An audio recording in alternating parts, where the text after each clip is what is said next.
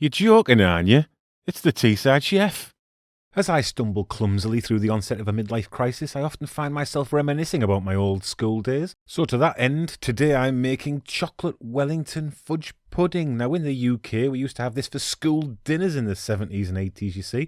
And it was a smashing distraction from the threats of paedophiles and asbestos. And it's so simple to make too.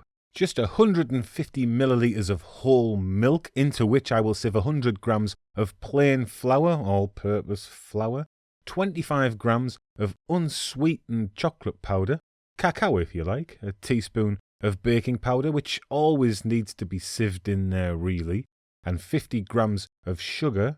And once we have all of our ingredients in a bowl, we can whisk them gently to incorporate before adding in just 25 grams of melted butter.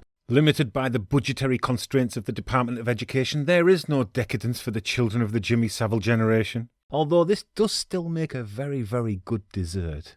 And once the butter has been fully incorporated and folded in, we can go ahead and pour our mixture into our 7-inch by 7-inch buttered baking dish, or similar, and shake vigorously to flatten the mix out because we need a nice even surface for what is coming next, and that is our fudge sauce, which begins with 75 grams of sugar, around 2 teaspoons of cacao, and that's about 8 to 10 grams, and 2 level teaspoons of cornstarch, and I'm going to whisk this to combine before adding 150 millilitres of boiling water, and that would normally be it. Cheap ingredients, no concession to flavour or nutritional enhancement. Just feed your nation's greatest asset on stuff you can knock up on the cheap, you know.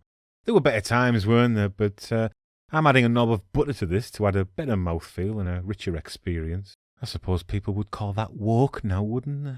Butter's woke now, everyone. Still, cultural wars aside, I'm going to pour this mix on top of the cake mix now, and what should happen is that this will invert and turn into a fudgy sauce at the bottom of our finished Chocolate Wellington Fudge Pudding. So place in a preheated oven at 180 degrees Celsius for around 30 to 35 minutes, and as it bakes, it will rise and crack on top, and that chocolate fudge sauce will bubble and thicken, leaving you with this. And if that doesn't take you back to better times when bin men didn't have to adhere to health and safety regulations and smoking in cars was compulsory, then I don't know what will. Sprinkle some icing sugar on to finish before going on with custard if you like. Mint custard, of course, here. And there's a video coming up for this mint custard to squeeze even more nostalgic emotion out of you. And if mint custard's not your thing, what about the old pink custard? Do you remember pink custard? Do you remember things from the past, etc.?